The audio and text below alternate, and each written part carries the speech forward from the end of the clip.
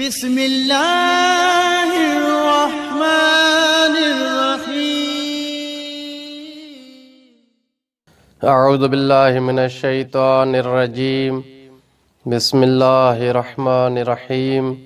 मुहतरम नाज़रीन, अस्सलामु अलैकुम वरहमतुल्लाहि वबरकातुहू। मुहतरम नाज़रीन, गुलो ऐं तफ़वीज़ जे मुतालिक़ असांजी गुफ़्तगू हली रही आहे। गुलो छाखे चवंदा आहिनि, याने हद खां वधाइण, ऐं तफ़वीज़ याने ख़ुदावंदे मुताल हिन काइनात खे ख़ल्क़ कयो, मुहम्मद व आले मुहम्मद अलैहिस्सलाम खे ख़ल्क़ कयईं, पोइ पंहिंजा उमूर जेके दुनिया जे मुतालिक़ आहिनि, रिज़्क़ ॾियणु, ज़िंदह करणु, मारणु, इहे तमामु उमूर मुहम्मद व आले मुहम्मद जे हवाले करे छॾियईं। इहे ॿई जेके नज़रिया आहिनि असां वटि रवायात ऐं उलमा जी नज़र में बातिल आहिनि। साबिक़ा नशिस्त में असां इन्हनि जे बारे में शेख सदूक अलैहिर्रहमा जो अक़ीदो बयानु कयोसीं। हिन नशिस्त में असां बयानु कंदासीं त इन्हनि जे बारे में अल्लामा मजलिसी अलैहिर्रहमा जो अक़ीदो छा आहे। अल्लामा मजलिसी अलैहिर्रहमा पंहिंजे किताब बिहारुल अनवार जिल्द नंबर 25 सिफ़ा नंबर 346 में इन्हनि जे मुतालिक़ पंहिंजे अक़ीदे खे वाज़िह कयो। पंहिंजे अक़ीदे खे बयानु करण खां पहिरियां अल्लामा मजलिसी अलैहिर्रहमा इन्हनि जा कुझु क़िस्म बयानु कया।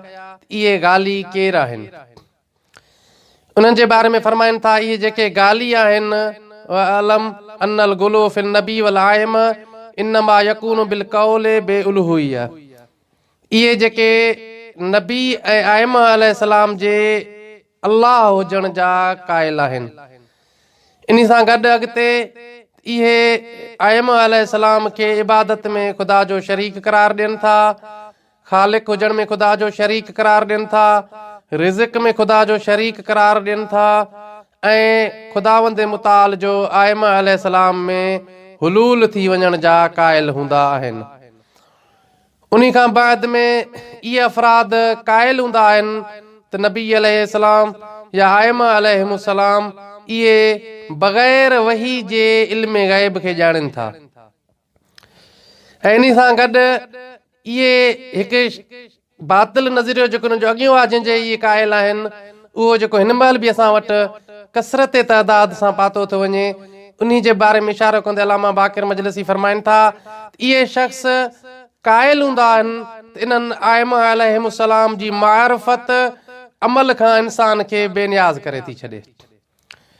यानी बसि आइम अलैहिस्सलाम जे मारिफत जो इक़रार हुजे त पोइ रोज़ा, निमाज़ ऐं कंहिं बि इबादत जी ज़रूरत न आहे, ऐं न ई वरी कंहिं गुनाह करण जो को सज़ा या जज़ा आहे। अहिड़े नमूने इहे जेके अॼुकल्ह असांजे मुआशरे में बि ईअं ई हली रहियो आहे, बसि शिया हुजणु, अहल बैत सां मुहबत हुजणु काफ़ी आहे, लिहाज़ा निमाज़, रोज़ो सभु माफ़ आहे। इहे अफ़राद उन ज़माने में बि ॻाल्हियुनि में शुमार हुया, ऐं ॻाल्हियुनि जे मुतालिक़ उलमा जो अक़ीदो असां बयानु करे आया आहियूं, ऐं अॼु असां बयानु कंदासीं त इन्हनि जे मुतालिक़ अल्लामा बाक़िर मजलिसी छा था चवनि। इन्हनि जे लाइ अल्लामा बाक़िर मजलिसी फरमाइनि था, इहे सभु जा सभु जेके इहे अक़ीदा रखनि था, इहे काफ़िर आहिनि व ख़ुरूज अन दीन, ऐं इहे तमामु अफ़राद दीन मुबीन इस्लाम खां ख़ारिज आहिनि।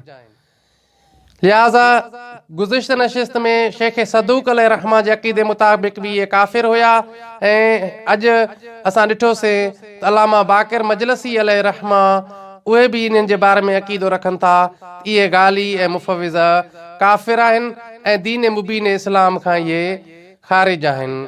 बसि दुआ आहे ख़ुदावंदे मुताल खां असांखे इन्हनि ॻाल्हियुनि ऐं मुफ़विज़ा जे शर खां महफ़ूज़ रखे, ऐं मुहम्मद व आले मुहम्मद जे सदक़े क़ाइम आले मुहम्मद जे ज़हूर में ताजील फरमाए। वस्सलामु अलैकुम व रहमतुल्लाहि व बरकातुहू।